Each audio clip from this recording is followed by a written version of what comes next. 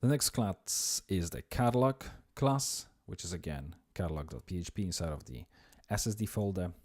After the opening PHP tag, namespace, SSD, and rather than private, protected, table property, and then another protected. So I'm just going to copy this.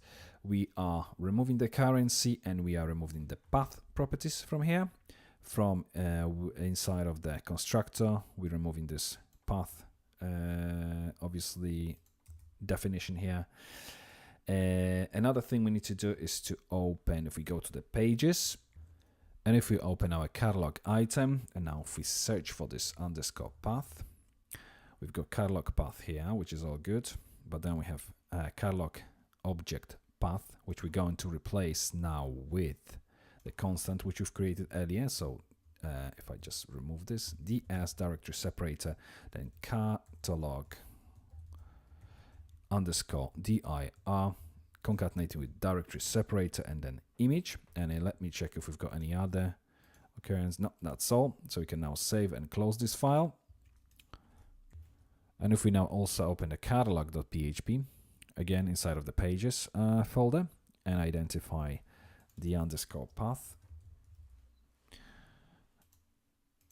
and there we go with the image.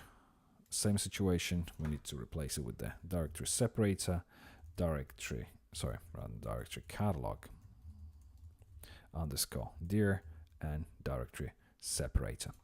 And this way we obviously got rid of this underscore path property of our catalog class. So you can now save and close this file too and get back to our catalog class.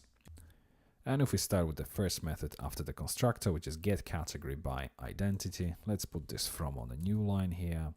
And this identity, if I cut it and replace it with a question mark, so we have identity equals question mark, then underscore this underscore db object, and after the SQL inside of the fetch one, simply identity as the second parameter. So that's our get category by identity method done. If we scroll down, get product by identity, pretty much the same situation. So we're replacing this here with a question mark, underscore db, then fetch one, and we're using the identity as the second parameter.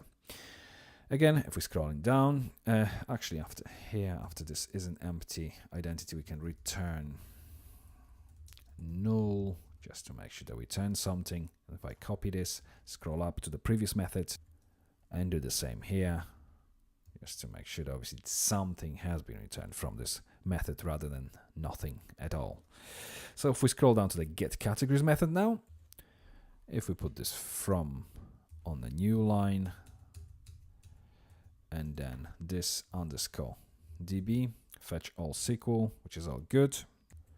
The get category method, we're going to change this CID equals db escape to question mark, then this underscore db, and then we pass in the ID as the second parameter, and then after this if statement, return null if obviously ID is empty.